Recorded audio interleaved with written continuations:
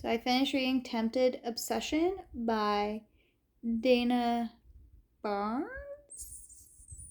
And this is the second in the Obsession series. I have not read book one. You do not need to read book one, which focuses on the head of the mafia family. This one focuses on his sister. Drawing a blank. Kate. Okay, and his second in command, Alex. I think it's Alex. It's Alexis, and I know for a girl you pronounce it Alexis, so I'm not quite sure how you do it for the boys. They're also Russian, and I know I can't do the Russian accent, and I'm not about to try. So I'm gonna say Alex. If I'm wrong, I apologize. I am sorry. So he is the second in command. He is her brother's best friend as well, who is, again, the head of the mafia family. So she has had a crush on him for a long time. And I will... is there a trigger warning in this book? If not, there should be. I think there is...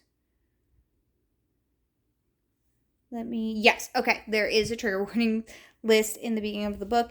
Definitely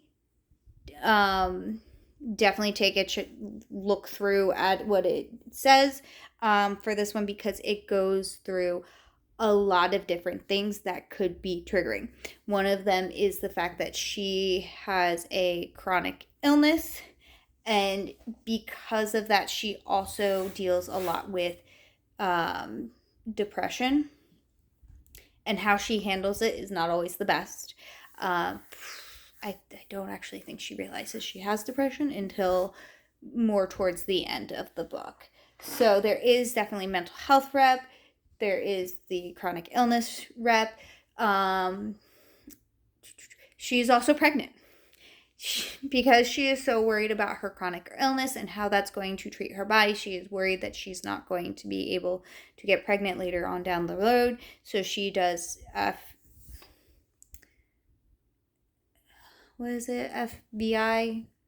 FIV. Oh my goodness, brain, can you work today? Which actually, makes things a little bit more interesting because of the two of them.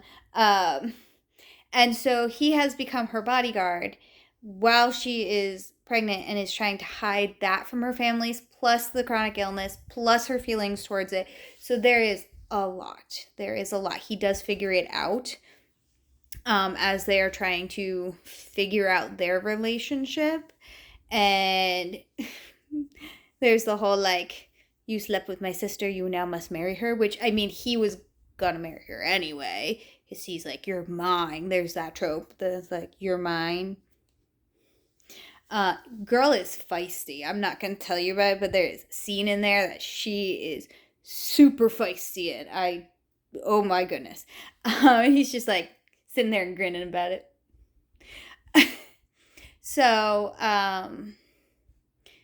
definitely. So I would recommend, with the maybe being that you read the triggers first, just be on the safe side. And now I'm going to get into a part that did slightly bother me. Not bother, I won't say bother, but it is a spoiler, so if you don't want to know the spoiler, scroll away. Don't listen to it, okay? Now, at the end of the book, she does realize, it gets scary at the end of the book. With what happens before she gives birth, and it's a very traumatic birth. So I'm going to say that.